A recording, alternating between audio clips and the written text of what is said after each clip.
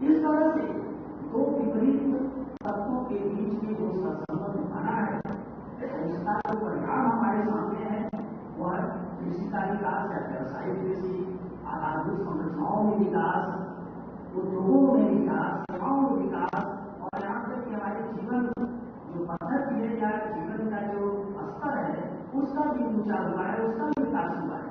लेकिन इसके समानांतर कई तरह की पर्यावरणीय समस्याएं भी पैदा हुई हैं और कई तरह की सामाजिक समस्याएं भी पैदा हुई हैं। तो इसका अर्थ ये है कि यदि हम जिस रास्ते पर चल रहे हैं विकास के लिए, उससे पर्यावरण भी परेशान है और आदमी भी परेशान है, तो यह तो निश्चित है कि जिस रास्ते पर हम चल रहे हैं वह रास्ता सही नहीं है, हमें उस रास्ते को बदलना होगा।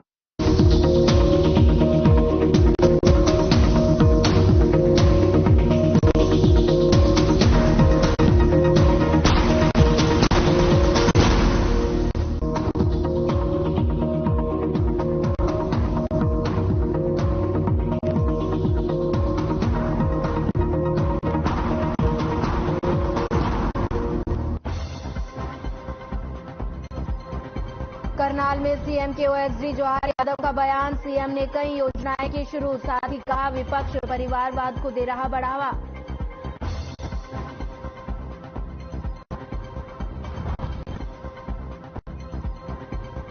दिल्ली में संगठनात्मक बैठक का आयोजन, विलुप्त कुमार के आवास पर बैठक, कार्य योजना की हुई विस्तृत जानकारी।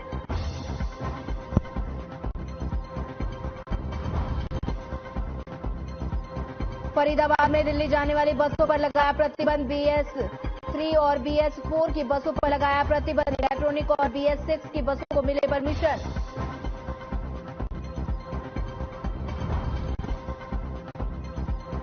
कैथल में पुलिस को मिली बड़ी सफलता, 2 आरोपियों को किया गिरफ्तार, मादक पदार्थ का किया बरामद।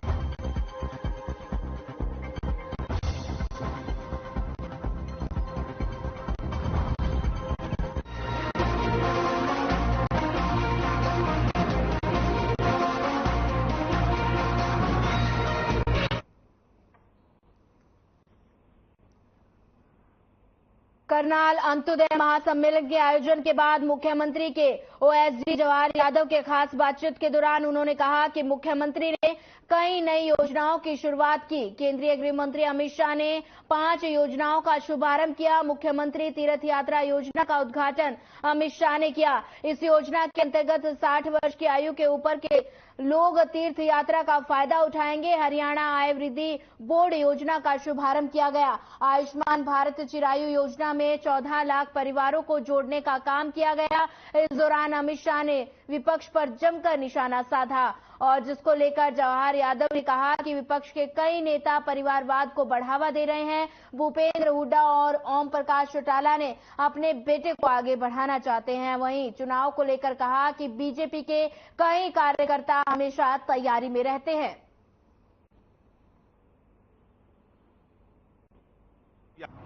करनाल में आज भारतीय जनता पार्टी की सरकार की तरफ से अंत्योदय महासम्मेलन का जो है आयोजन किया गया था। इस सम्मेलन में केंद्रीय गृह मंत्री अमित शाह ने शिरकत की है। सम्मेलन को एक तरह से हरियाणा में लोकसभा चुनाव की तैयारियों की जो है शुरुआत माना जा रहा है। इसी पर बातचीत करने के लिए हमारे साथ हरियाणा के मुख्यमंत्री मनोहर लाल के ओएसडी जवाहर यादव से बात करते हैं। सर, आज जिस तरीके से केंद्रीय गृह मंत्री अमित शाह की जो एक जो बयानबाजी थी, जिस तरह कांग्रेस को एक निशाने पर रखा, क्या माने कि आज से एक विधिवत जो है शुरुआत होगी, कार्यकर्ताओं को एक संदेश दे दिया गया है? देखिए, ये चुनावी एजेंडा नहीं था, ये तो हरियाणा के गरीब कल्याण को समर्पित कार्यक्रम था। इसलिए मुख्यमंत्री मनोहर लाल जी ने अनेकों 5 नई घोषणाओं की योजना की। जिनको 2750 रुपए पेंशन के रूप में मिलते थे वो 3000 कर दिए। हुड्डा साहब अपने 10 साल के कार्यकाल में केवल 700 रुपए बढ़ा पाए थे, मुख्यमंत्री मनोहर लाल जी ने 2000 रुपए बढ़ाए। ऐसे ही जो परिवार जिनकी इनकम 1 लाख से कम है उनको 1000 किलोमीटर तक मुफ्त यात्रा का दिया। वो धार्मिक यात्राओं पे जा सकते हैं। उनको दूध उत्पादन के साथ कोई रोजगार जोड़ना, वो सब करने की बात है। जहां तक राजनीति की बात है, भारतीय जनता पार्टी का कार्यकर्ता 365 दिन चुनावी मोड में रहता है। वो लोगों के बीच जाके काम करता है। और हुड्डा साहब के लिए तो माननीय मुख्यमंत्री जी ने सीधा स्पष्ट कहा कि, और चौटाला साहब के लिए, कि ये वो सरकारें थी जो लूटती भी थी और कूटती भी थी। अमित शाह जी ने सीधा सीधा कहा कि ये जीजाजी को समर्पित सरकार थी। किसानों को डराना धमकाना, उनको सेक्शन 4(6) के नोटिस देना, उनको बेचारे घबरा जाते थे, पूंजीपतियों को अपना जमीन औने पौने रेट पे बेच देते थे, फिर वो सेक्शन 4(6) हट जाते थे। रिलायंस के लिए जमीन 25,000 एकड़ अगर किसानों से छीनने का काम किया तो भूपेंद्र सिंह हुड्डा जी ने किया। आरोप हम पे लगाते हैं। अडानी पूरा पटौदी रोड पे अगर अडानी के वेयर हाउस बने तो वो हुड्डा साहब की सरकार में बने, और आरोप हम पे लगाते हैं। तो कुल मिलाकर अमित शाह जी ने खुद कहा कि ये सरकार जीजाजी को समर्पित सरकार है, और हमारी सरकार मुख्यमंत्री मनोहर लाल जी की सरकार 2,83,00,000 हरियाणवी लोगों को समर्पित सरकार है। सर, जिस तरीके से केंद्रीय गृह मंत्री अमित शाह ने सर्जिकल स्ट्राइक की बात हो या फिर बाकी जो मुद्दे 370 धारा आर्टिकल खत्म करना, 35A खत्म करना, आपको लगता है कि पिछले शासन में थे और उसका नतीजा था कि 2019 में सत्ता में आगे एक बार हो सकता है कि इस बार जिस तरीके से राहुल गांधी की यात्रा भी हुई है, कांग्रेस एक इंडिया नाम से गठबंधन भी जो सामने आ रहा है, तो इसमें एक नई चुनौतियां सामने नहीं होगी क्या? नई रणनीति के तहत आगे नहीं आना चाहिए? देखिए, बिल्कुल इंडिया चुनौती है, इससे मैं सहमत हूं। अखिलेश यादव ने कहा इस कांग्रेस को हम बताएंगे, इसने मध्य प्रदेश में हमें सीटें नहीं दी, तो वास्तव में चुनौती है।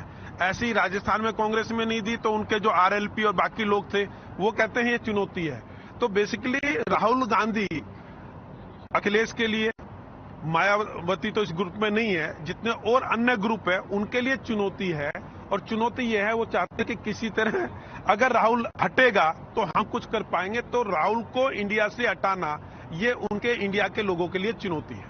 सर, अगर हम बात करें तो आज चंडीगढ़ में जो है पूर्व मुख्यमंत्री भूपेंद्र सिंह जो वर्तमान में नेता विपक्ष हैं, उनकी भी प्रेस कॉन्फ्रेंस है। कल जो है अभय सिंह चौटाला ने भी प्रेस कॉन्फ्रेंस करके सरकार के जो 9 सालों के ऊपर 9 घोटालों के जो है वो आरोप लगाए हैं और कहा है कि जनता इनको सत्ता से जो बाहर करेगी। देखिए, भूपेंद्र सिंह हुड्डा एक रास्ते पे चल चढ़े हैं।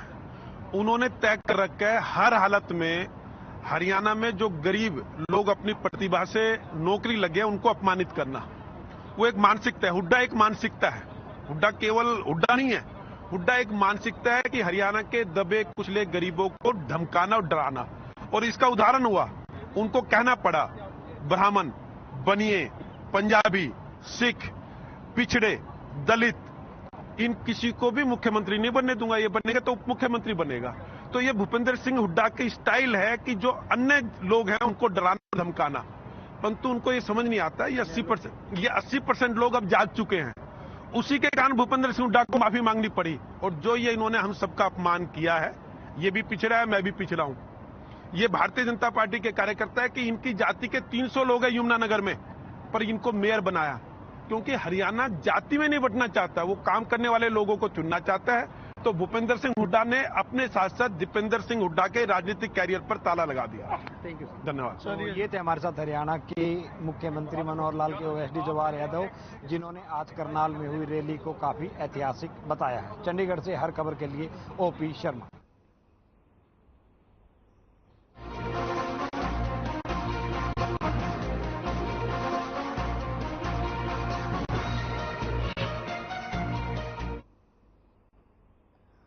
त्रिपुरा के पूर्व मुख्यमंत्री और सांसद बिप्लब कुमार देब की दिल्ली आवास पर संगठनात्मक बैठक का आयोजन किया गया। बैठक की अध्यक्षता हरियाणा बीजेपी प्रदेश अध्यक्ष नायब सिंह सैनी ने की। वहीं बैठक में पार्टी की आगामी गतिविधियों, संगठनात्मक विषयों और कार्य योजना पर चर्चा की गई। इस दौरान प्रदेश के महामंत्री भी उपस्थित रहे।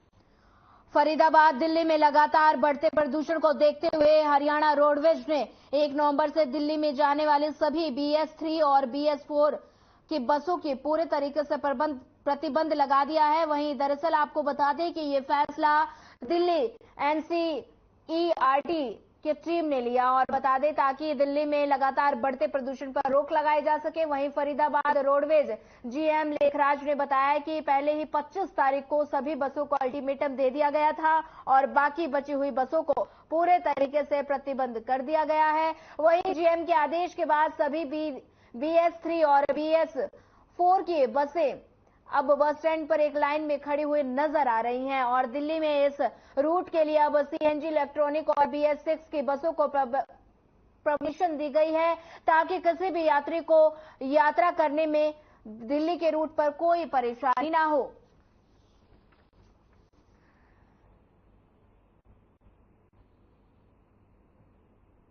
हमने पहले ही लगभग 25 तारीख से इस बारे में अपना इंतजामात करके गाड़ियां लगभग हटा दी थी। जो 1-2 गाड़ी चल रही थी वो हमने 31 तारीख को वो भी हटा दिया। आज की डेट में हमारी कोई भी यूरो 3-4 गाड़ी नहीं चलती है दिल्ली में। दिल्ली में पोल्यूशन कम करने के लिए ये हिदायत आई है कि यूरो 6 CNG और इलेक्ट्रिक बस जाएगी।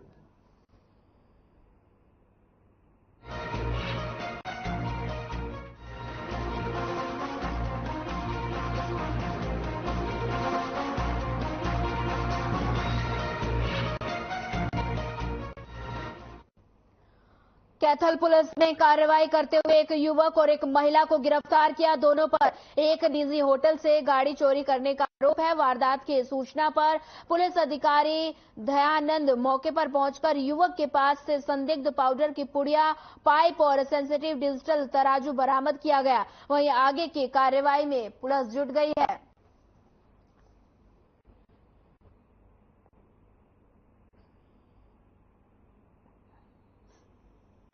मेरा नाम सुमित है और मैं यहाँ का रिसेप्शन मैनेजर हूँ। क्या मामला है?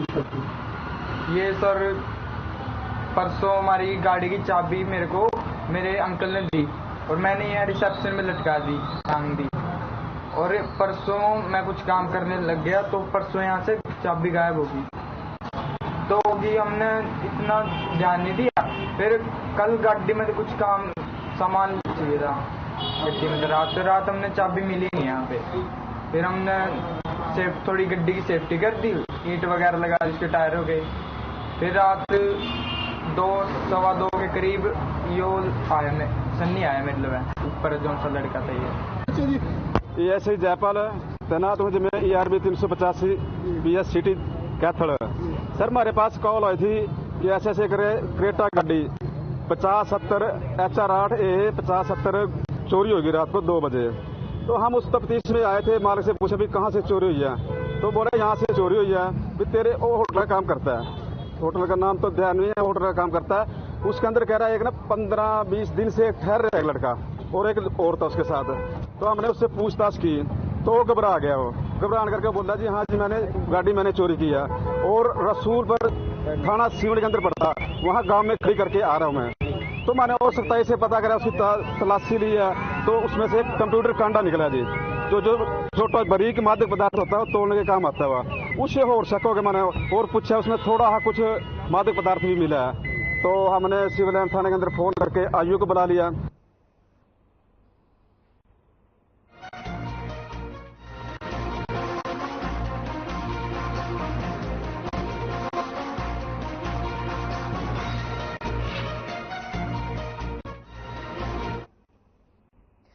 देश भर में त्योहारों का सीजन चल रहा है, वहीं दूसरी तरफ प्याज ने अपना रुतबा बढ़ा दिया है, जिसके कारण अब आमजन की पहुंच से बाहर प्याज होता नजर आ रहा है। प्याज के बढ़ते दाम आम आदमी की आंखों से आंसू निकाल रहे हैं और रसोई में लगने वाला तड़के से प्याज का जायका गायब हो रहा है। वहीं कैथल सब्जी मंडी में प्याज 65 से 80 रुपए प्रति किलो बिक रहा है और वहीं आम रेडी फेरी वालों पर 80 रुपए किलो बेच रहा है। प्याज के भाव बढ़ने से लोगों की परेशानी बढ़ गई है और मौसम संबंधित कारणों से सीजन के प्याज की बुआई में देरी हुई है, उसके फसल की आवक में भी देरी हुई। वहीं खरीफ सीजन के प्याज की आवक अब तक शुरू हो जानी चाहिए थी। रबी सीजन के प्याज का भंडार खत्म होने से आपूर्ति कम हो रही है, जिससे कीमतें बढ़ रही है। वहीं व्यापारियों के अनुसार आगामी दिनों में प्याज के भाव बढ़ने के उम्मीद है। ऐसे में लोगों की परेशानी और ज्यादा बढ़ सकती है।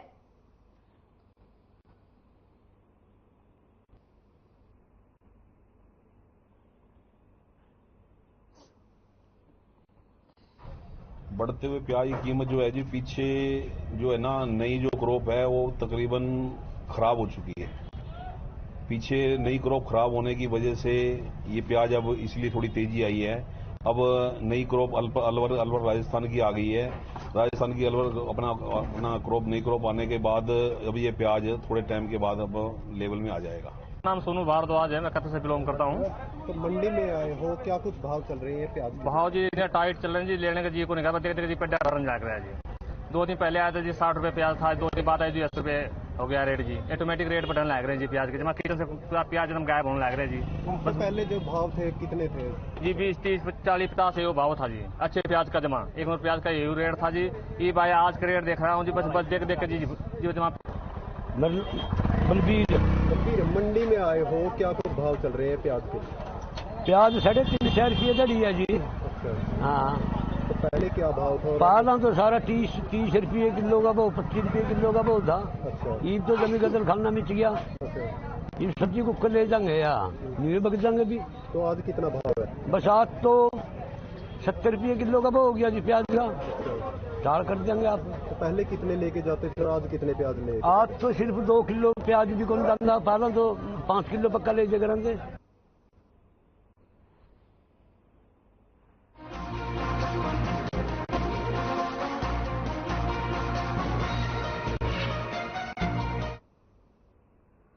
नागल चौधरी क्षेत्र में ओवरलोड डंपर की ओवर स्पीड का कहर थमने का नाम नहीं ले रहा और वह ओवरलोड वजह से आए दिन हादसे होते रहते हैं। एक बार फिर से ट्रक की वजह से पिता और पुत्र की मौत हो गई और नारनौल से मोटरसाइकिल पर अपने गांव घोलेड़ा आते वक्त खातुली आहिर के पास मोटरसाइकिल और ट्रक का एक्सीडेंट हो गया। हादसा इतना भयानक था कि जिसमें पिता और पुत्र दोनों ही ट्रक के नीचे आ गए और मौके पर ही उन्होंने दम तोड़ दिया। वहीं माइन से निकले गए एक खतौली ट्रक कैंसर जोन में पत्थर से भरकर लाते थे। ट्रक चालक ज्यादा से ज्यादा पत्थर क्रैशर जोन से ला सके थे। इतना ही नहीं, जल्दबाजी में होते हैं कि रोडवेज पर उन्हें आम आदमी नजर नहीं आता। साथ ही ओवरलोड भी इतना होता है कि लेकिन आरटीओ विभाग आंखें बंद कर रहती है और इस जोन में आरटीओ विभाग जाने की जहमत तक नहीं उठाता। पुलिस विभाग के अधिकारी का कहना है कि हमें सूचना मिली थी कि एक्सीडेंट हुआ है, मौके पर जाकर देखा, पिता और पुत्र की मौत हो चुकी थी। मोटरसाइकिल पर पिता और पुत्र दोनों ट्रक के नीचे थे। डेड बॉडी को पोस्टमार्टम के लिए सिविल अस्पताल नारनौल ले जाया गया और आगे की कार्रवाई फिलहाल जारी है।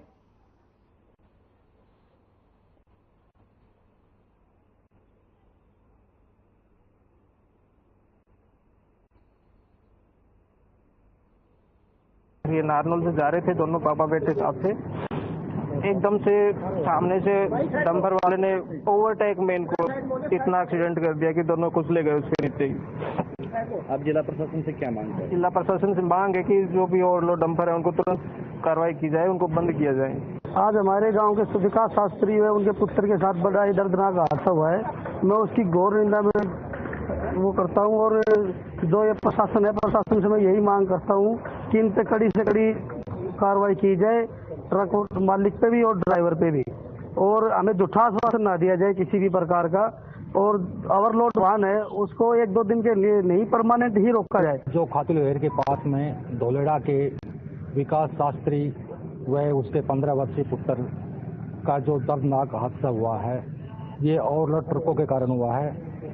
जब भी कोई हादसा होता है तो उसके 10 दिन 5 दिन के लिए तो ओवरलोडों के ऊपर अंकुश लगाया जाता है, फिर वही प्रक्रिया शुरू हो जाती है। ये इलाका कम से कम भी इसमें ओवरलोडों के चपेट में 100-200 आदमी आ भी चुके हैं, लेकिन प्रशासन इस पे सख्त कार्रवाई नहीं हो पा रही है। एक सूचना में डायल 112 से प्राप्त हुई कि धोलेड़ा रोड के ऊपर एक एक्सीडेंट हो गया है। तो इस सूचना पर हम धोलेड़ा रोड के ऊपर पहुंचे, जहां एक डंपर के नीचे 2 नासें पड़ी हुई थी, मोटरसाइकिल जो नीचे घुसी हुई थी डंपर के नीचे, जिसमें हम पता चला कि बाप और बेटा दोनों गांव धोलेड़ा के हैं, जिनकी मौके पर ही मौत हो गई थी। जो अब इनकी डेड बॉडी को लेकर सरकारी अस्पताल नारनौल लेकर आए, इनका पोस्टमार्टम करवाया जाएगा और डंपर जो मौका पर उसको कब्जा में लिया गया है। कार्रवाई जारी।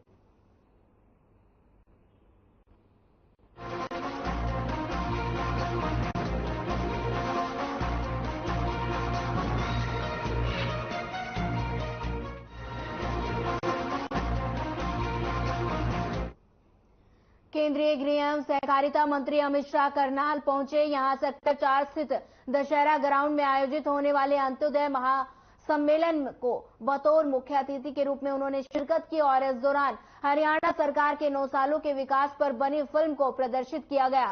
केंद्रीय गृह मंत्री अमित शाह ने 5 नई महत्वपूर्ण योजनाओं में पहली योजना मुख्यमंत्री तीर्थ यात्रा योजना, दूसरी योजना हरियाणा आय वृद्धि बोर्ड योजना, तीसरी योजना आयुष्मान भारत चिरायु योजना में 14 लाख परिवारों को जोड़ा जाना और चौथी योजना मुख्यमंत्री अंत्योदय दुग्ध उत्पादन सहकारिता प्रोत्साहन का शुभारंभ और 5वीं योजना हरियाणा अंत्योदय परिवहन योजना का शुभारंभ। मुख्यमंत्री मनोहर लाल ने कहा कि बीजेपी सरकार ने हरियाणा एक हरियाणवी एक की दिशा में काम किया है। साथ ही उन्होंने कहा कि हरियाणा की जनता मेरा परिवार है, मैं परिवार की सेवा करता रहूंगा।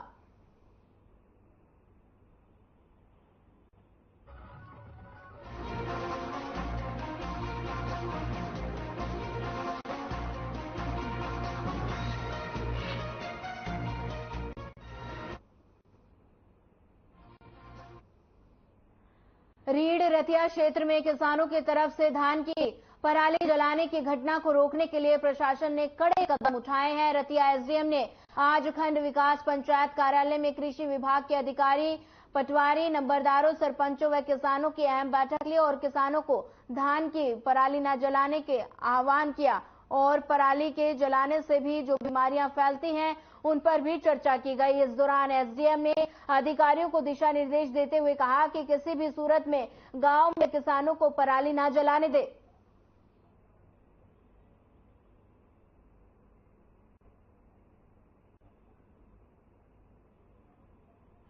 अंदर सभी पूरी टीम रहे और हमारे किसानों को समझाए या उनसे बात करें कि वो आग ना लगाएं ज्यादा से ज्यादा। बिल्कुल बिल्कुल पराली को आग ना लगाएं। इससे आगे के लिए कि जो आज के दिन जो इतनी फर्टाइल है लैंड, आने वाले टाइम के अंदर इतनी अच्छी जमीन नहीं रहेगी। बाकी और बहुत ज्यादा नुकसान है, वो सभी को पता है क्या क्या नुकसान है। तो मैं भी सभी से अपील करता हूँ कि अभी आगजनी मत लगाएं। किसी में जरूरी लगता तो आप मुझे बता दो, मैं भी आ जाऊँ। एग्रीकल्चर वाले तो आपके पास है।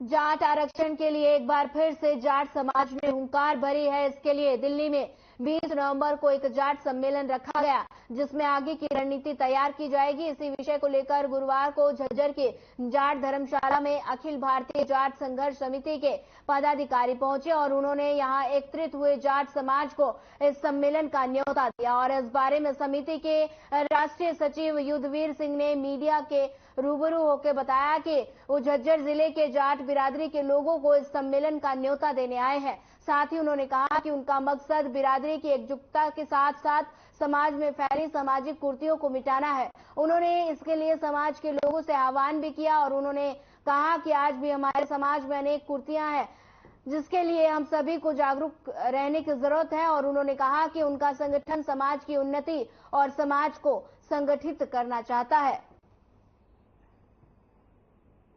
करने के लिए इंडिया जाट महासभा का एजेंडा सामाजिक कुरीति, समाज में शैक्षिक उन्नति, आर्थिक उन्नति और समाज को संगठित करना, ये 4 इश्यूज हैं हमारे जिनके अंदर। उसी विषय को लेकर आज यहाँ ये मीटिंग रखी गई है झज्जर जिले की।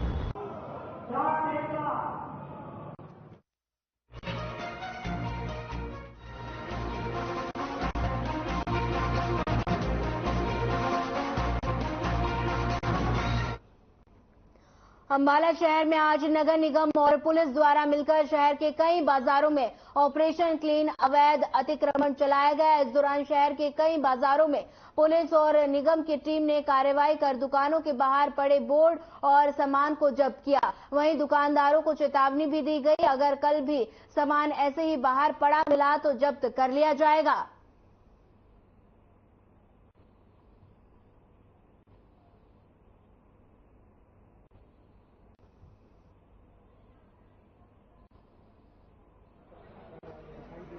हमने अपनी टीम के द्वारा पहले तो इनको अनाउंसमेंट करवाई, इनको चेतावनी दी कि अपना अपना सामान सारा अंदर रख लें। सुबह हमने 9 बजे अनाउंसमेंट शुरू करवा दी थी, 12 बजे तक अनाउंसमेंट करवाई। अनाउंसमेंट करवाने के बाद हमने इनको बोला था कि 2 बजे अपना सामान सब लोग अपने अंदर रख लें। किसी भी दुकानदार ने कोई कोऑपरेट नहीं किया और किसी ने अपना सामान अंदर नहीं रखा। तो इस कारण प्रशासन को भी किसी को भीड़ में दिक्कत ना आए, भी पब्लिक परेशान ना हो, तो इसलिए ये कार्रवाई करनी पड़ी।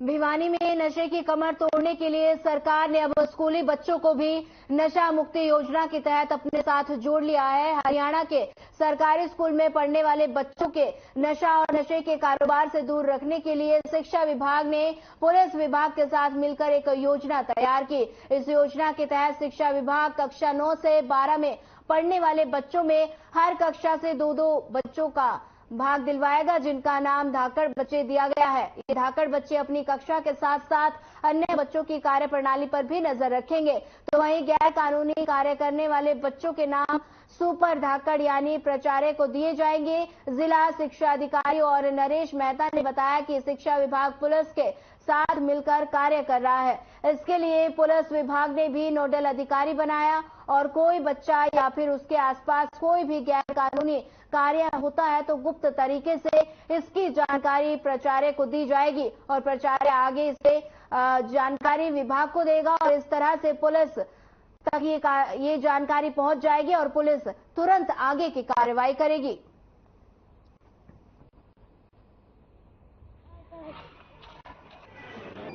शिक्षा ये तो एक हिस्सा है, योजना तो सरकार की है एनकोड के नाम से, जिसमें होम मिनिस्ट्री जो है इसको सुपरवाइज कर रही है। पुलिस डिपार्टमेंट जो है यहाँ का नोडल अधिकारी है।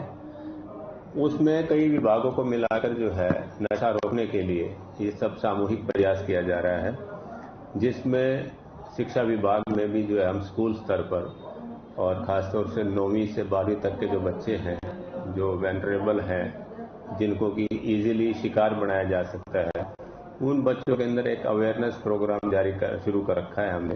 मुझे स्कूल में धाकड़ चोर के नाम से फेमस कर रखा है। मैं अपनी क्लास पर निगरानी रखता हूँ। यदि कोई बच्चा नशा उशा करता है या किसी से नशा खरीदता है तो मैं उसकी रिपोर्ट सीधे प्रिंसिपल सर को देता हूँ। इसलिए सर ने मुझे धाकड़ चोर के नाम से फेमस तरीके से अपने दोस्तों का और पूरी शिक्षा का ध्यान रखता हूँ।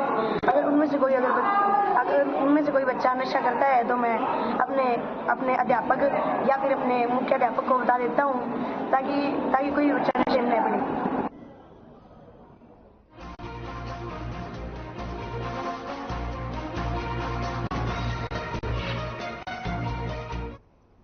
झज्जर नागरिक अस्पताल में मरीज परेशान हो रहे हैं। ये कार्यरत डॉक्टर ना हो तो आने का पता और ना ही उनके जाने का पता चलता है, जिसकी वजह से आम आदमी को हर रोज स्वास्थ्य सुविधाओं का लाभ मिलने की बजाय वो परेशान होना पड़ता है। अस्पताल में अल्ट्रासाउंड कराने के इंतजार में मरीज और कई देर घंटों लाइनों में लगे रहते हैं, लेकिन अल्ट्रासाउंड केंद्र का ताला यहां लटका ही रहता है।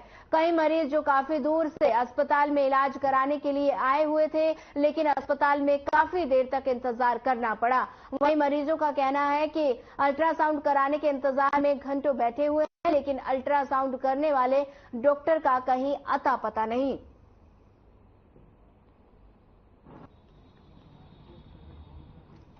कितनी देर हो गई आपको वेट करते हुए? आध घंटा ज्यादा हो लिया, वैसे तो काफी टाइम हो लिया हमारे बैठे हुए, अंदर तो आध घंटा हो लिया। डॉक्टर आ जाने चाहिए था ना 9 बजे? डॉक्टर लेने चाहिए, गेट भी खुलना चाहिए था, कभी तो किसी गेट भी नहीं खोले। अच्छा, टाइम पे गेट भी नहीं खुला था? नहीं खोला अभी गेट। अच्छा हो गए, डॉक्टर आए नहीं? डॉक्टर नहीं आए जी। कहाँ से आए हो? निमाड़ा गाँव जी। इतनी दूर से आए हो आप लोग, डॉक्टर आए नहीं? क्या करने के लिए आए हो? अल्ट्रासाउंड करवाना था। अच्छा। Through constant innovation, the group provides its clients with value-added, environment-friendly products. We are committed to provide quality products and services at optimum cost with the continuous improvement in the quality management system.